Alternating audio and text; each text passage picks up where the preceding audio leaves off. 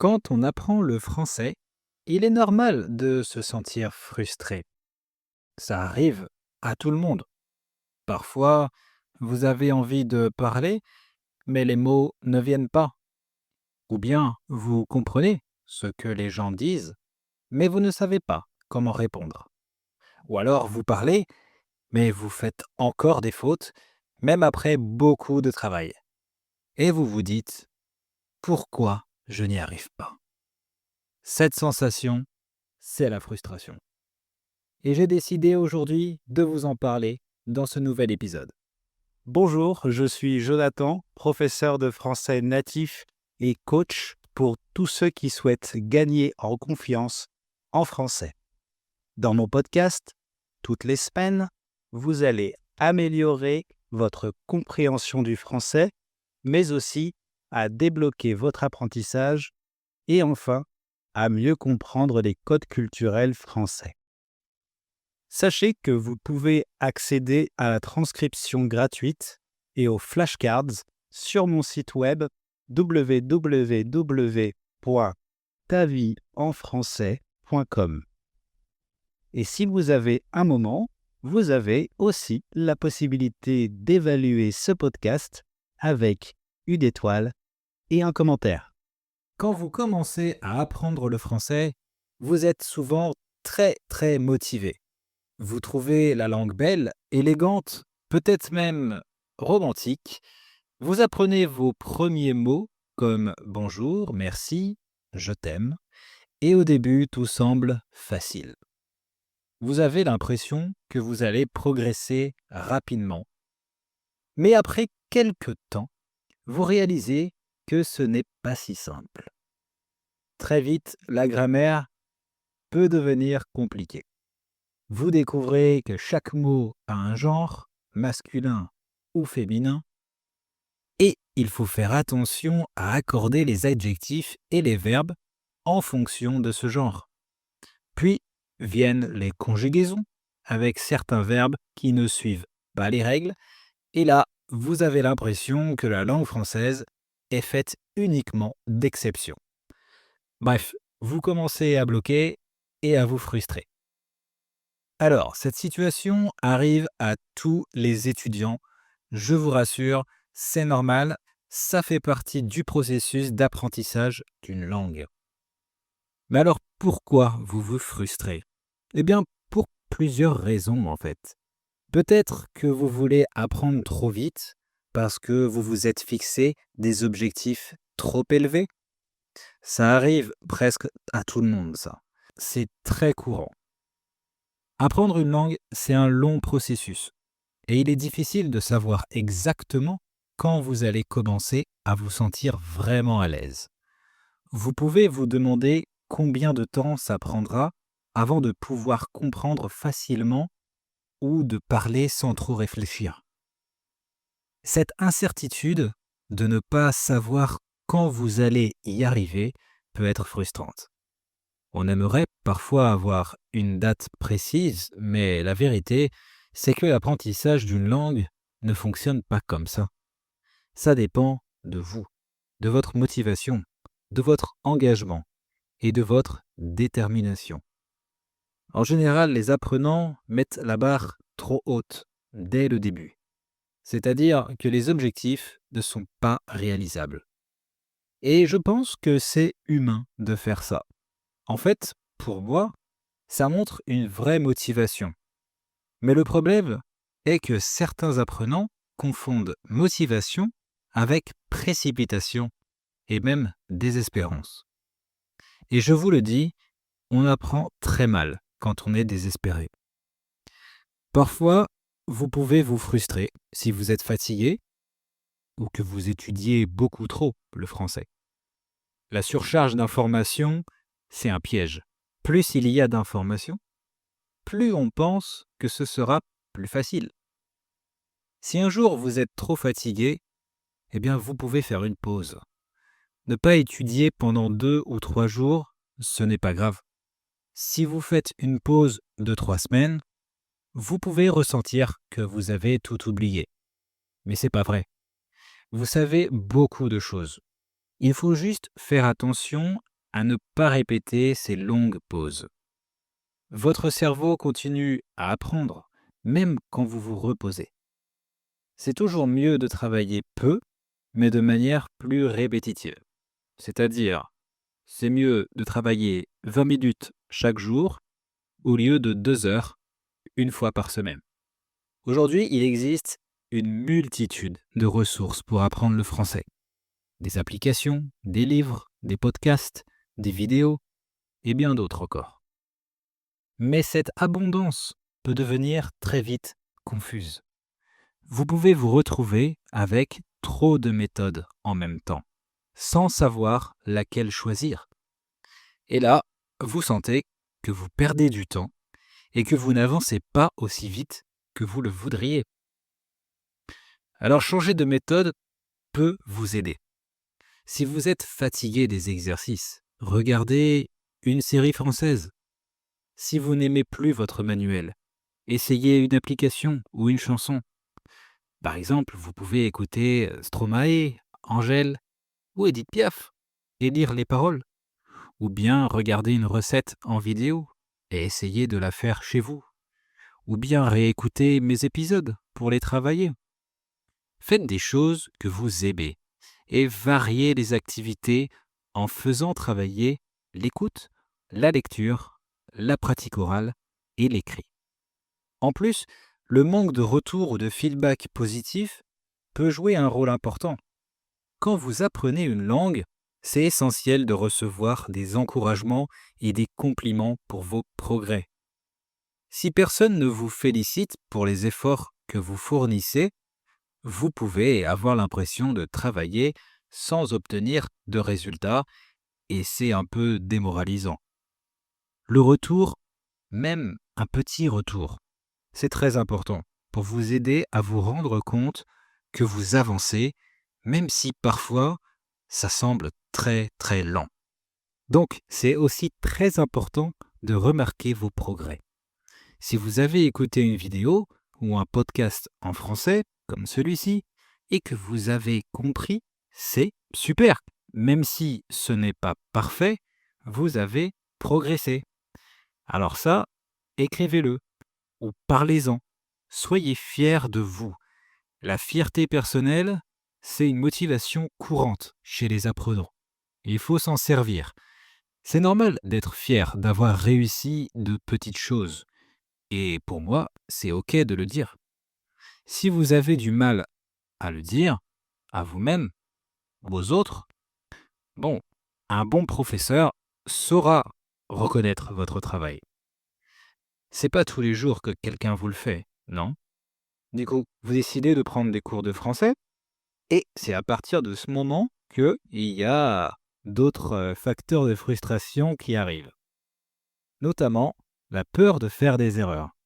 Et oui, beaucoup d'apprenants ont peur de commettre des fautes, pensant que les autres se moqueront ou qu'ils perdront du temps en faisant trop d'erreurs. Cette peur, si elle vous bloque, peut rendre votre apprentissage beaucoup plus difficile, car elle vous empêche de vous lancer. Pourtant, les erreurs font partie intégrante du processus d'apprentissage, même si je sais, c'est parfois compliqué de surmonter cette crainte. Mais c'est normal, au début c'est difficile, il faut essayer, c'est tout. Donc quelque chose de très important qu'on apprend, c'est d'accepter les fautes. Par exemple, si vous dites « Je suis fatigué beaucoup aujourd'hui », il y a une erreur ici. Vous devriez dire « Je suis très fatigué aujourd'hui » ou « trop fatigué aujourd'hui ». Ce n'est pas parfait si vous dites « Je suis fatigué beaucoup aujourd'hui », mais on comprend. Et au moins, vous aurez pris conscience de votre erreur en essayant. Et si on vous juge, eh bien, on s'en fiche. Pensez à vous. Les fautes font partie de l'apprentissage.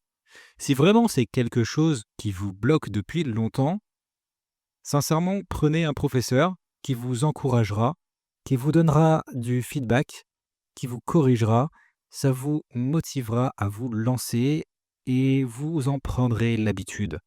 Et avec la confiance, vous verrez, vous n'y penserez même plus. Et petit à petit, vous entrez en interaction avec les Français natifs. Alors si c'est le cas, vous pouvez avoir l'impression de ne pas progresser aussi vite que vous le souhaiteriez. Même si vous avez étudié sérieusement, vous avez la sensation que les natifs parlent trop vite. Tout ce que vous avez appris avec votre professeur, vous avez l'impression que ce n'est plus possible de le pratiquer. C'est l'un des plus gros chocs des apprenants, c'est de se rendre compte de comment parlent vraiment les Français natifs. Et puis, un autre aspect important quand vous interagissez avec les natifs, c'est que vous apprenez de leurs attitudes, de leur comportement, de leur culture et de leur expérience. Le français, comme toutes les langues, est très lié à la culture. Parfois, vous pouvez comprendre des mots ou des expressions, mais ne pas savoir exactement comment les utiliser dans un contexte culturel donné, ça peut arriver. C'est frustrant car vous pouvez vous sentir limité dans votre capacité à communiquer, même si vous maîtrisez la langue sur le plan technique. Par exemple, ça peut être difficile de saisir des références culturelles, de comprendre l'humour français ou l'ironie française dans une conversation ou un film. Ce moment-là est assez dur parce que, en plus de se sentir frustré, vous vous sentez un peu seul aussi. Et puis si vous êtes avec d'autres personnes venant d'autres pays qui parlent français comme vous, il y a quelque chose qui arrive et c'est inconscient. En fait, vous regardez ces personnes quand elles parlent français, vous voyez qu'elles parlent bien, même très bien, et vous vous comparez à elles. Et là, vous avez la sensation que vous n'avancez pas assez vite. Vous pouvez vous dire, ouf, je suis en retard, je ne suis pas aussi bon ou je ne suis pas aussi bonne que cette personne. Mais en réalité, vous ne savez pas tout ce que cette personne a dû faire pour en arriver là. Peut-être qu'elle a déjà étudié pendant plus longtemps ou qu'elle a plus de temps pour pratiquer. Ça peut vous créer beaucoup de pression, c'est sûr, vous faire perdre de vue vos progrès aussi. Vous pouvez avoir fait des progrès très très importants, mais vous ne les voyez pas si vous vous concentrez uniquement sur les autres. Vous risquez de vous décourager, car vous aurez l'impression de ne pas avancer autant que vous le voudriez. Mais il faut savoir que chaque personne apprend à son propre rythme. Il n'y a pas de compétition ici. Même si ça vous motive peut-être la compétition, je ne sais pas, peut-être. Ce que je veux dire, c'est que c'est individuel à chacun. C'est un apprentissage personnel. Chaque personne a son propre parcours, ses propres difficultés et son propre temps pour apprendre. Peut-être que quelqu'un pratique beaucoup, ou peut-être qu'il apprend depuis longtemps, ou le contraire. Peut-être qu'il est en France depuis moins de temps que vous et parle beaucoup mieux. Mais on s'en fiche en fait. Si vous vous comparez tout le temps, vous allez oublier que vous avez votre propre rythme. En prenant conscience de tout ça, vous pouvez mieux comprendre pourquoi vous vous sentez frustré et comment surmonter ces obstacles. L'important, c'est de rester patient et bienveillant avec vous-même. Apprendre une langue, c'est un long voyage, parfois difficile, mais chaque petit progrès est précieux, même si ça prend beaucoup de temps. N'oubliez pas que vous n'êtes pas seul. Il y a plein de personnes dans le monde qui apprennent le français. Vous pouvez parler avec plein de monde, plus de ce que vous n'imaginez. En ligne ou dans la vraie vie, vous pouvez échanger, vous pouvez vous encourager, vous pouvez vous aider. Donc la frustration, elle arrivera par moments, il faut l'accepter, mais c'est votre capacité à réagir qui fera la différence. Si parfois vous vous sentez frustré, découragé ou fatigué d'apprendre le français, c'est normal. Il y a des moments comme ça. Apprendre une langue, ce n'est pas une course, c'est un long voyage. Parfois, c'est lent, parfois, c'est difficile. Il y a des hauts, il y a des bas. Parfois, vous comprenez, parfois, vous n'y arrivez pas. Parfois, les mots viennent, parfois, ils disparaissent. Mais n'oubliez jamais ça. Chaque petit effort compte, même le plus petit effort, celui que vous ne voyez pas. Chaque mot appris, chaque phrase entendue, chaque erreur faite vous rapproche de votre objectif. Même si vous ne voyez pas toujours les progrès, ils sont là. Votre cerveau travaille, même quand vous avez l'impression que rien ne bouge. Rappelez-vous, même quand on dort, il travaille. Vous avez le droit de faire des fautes. Vous avez le droit de ne pas tout comprendre. Ce n'est pas un échec, c'est une étape. Tous ceux qui parlent bien français aujourd'hui sont passés par là. Vous aussi, vous êtes en train d'y arriver.